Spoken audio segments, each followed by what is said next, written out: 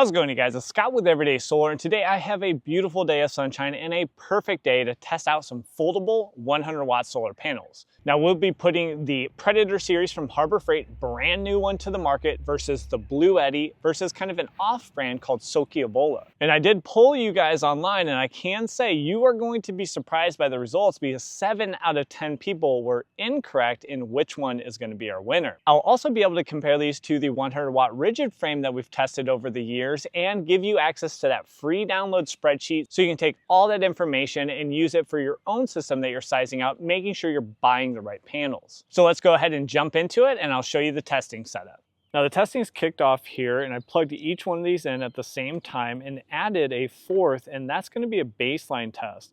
We've tested this Renogy 100-watt rigid frame in the past, so that'll be a good comparison to make sure we have similar conditions, and then we can add all these to our spreadsheet comparing apples to apples. So the Renogy 100-watt is going into our EcoFlow Delta Pro 3. Then we have an EcoFlow Delta 2, which is harvesting the energy from the Foldable. Then we have a match with the Blue Eddy AC 180 with the Blue Eddy 100-watt. And it should also be noted, this is actually a 110-watt panel. So it is supposed to be a little bit larger, but we'll be breaking these down into watts per square foot of surface area, and then also dollars per watt, which is a good way to compare. And then last one, we have the Predator here running into the EcoFlow Delta 3 Plus. Now the way that we actually monitor this is not looking at how much power at any one time. We like to roll those up in these little energy monitors, which are super handy. In the lower left-hand corner, you'll see the watt hours there. So we're actually accumulating up watt hours. Additionally, these are great for troubleshooting, and you'll see a link in the description. They're super inexpensive. Just make sure you have MC4 connectors and a crimper because they'll come with bare wires. But it's going to give you your amperage and your volts, what's the result in watt in real time, and then you'll get that scrolling display in the lower left-hand corner that gives you information across the testing period. And there's our watt hours again. Those are super handy, and then that is how we compare. We compare the watt hours across 2 different tests for each of our samples, and then that's going to give us the average power that's put out from each of these. Now, to try to get the most consistent results possible, we have all of our panels facing south. So if you're new to DIY solar, just know southern facing is your best option when you're in northern hemisphere. And then also when it comes to the angle, this can change throughout the year. I have these set at about 34 degrees. If you need a reference, you can look at the link in the description over to our website. You can type in a city near you or your exact address, and then that will give you your breakdown per season. Or if you're mounting these permanent and it's going to be one angle, you can get that year-round best angle to go for. And don't forget, your smartphone probably has everything you need with your digital compass to make sure you're facing south, and then also your measure app with a bubble level that will be a nice reference to make sure your angle's correct for your solar panels. So we're just finishing up the second of the 2 tests, and then I'll roll that all up into the spreadsheet. The nice thing is the Renogy is very similar to when I tested it previously, so then we can just add these 3 other examples right to the spreadsheet and we can compare apples to apples. From a cost perspective, the costs vary widely and depending on the season or the sale, but I purchased this for about $80.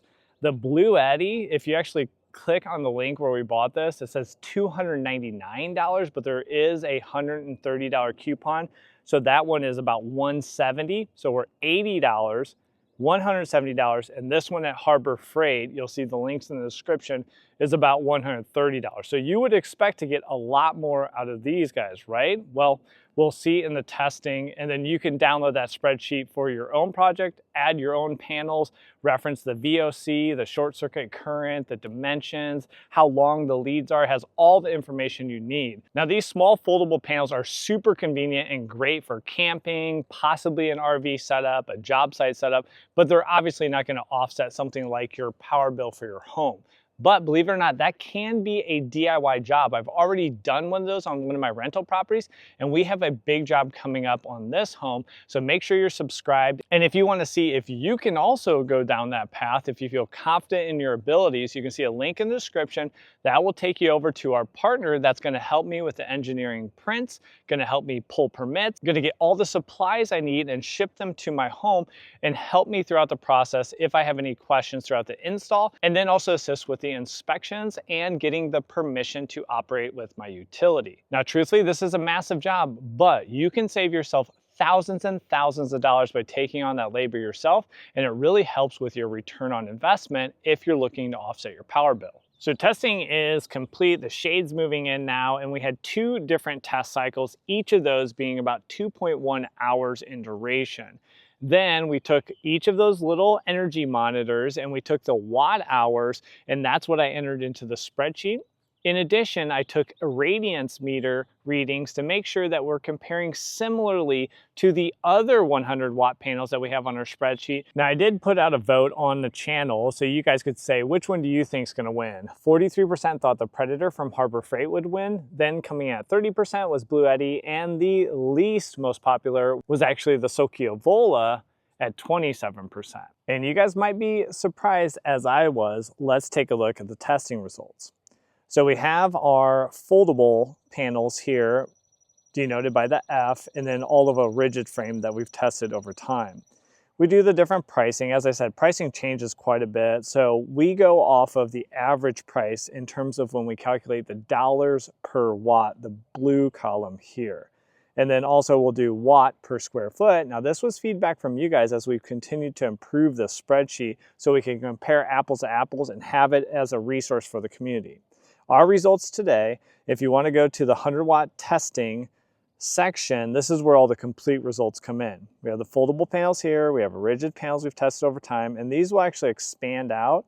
So we have our test 1 energy watt hours that we accumulated up, and that's from those little meters, and then the average over that 2.1 hour duration. Now you can expand out these columns and see my irradiance, the temperature for the panel itself across each of those testing cycles if you want more information, and then how that compares to past testing that we've done.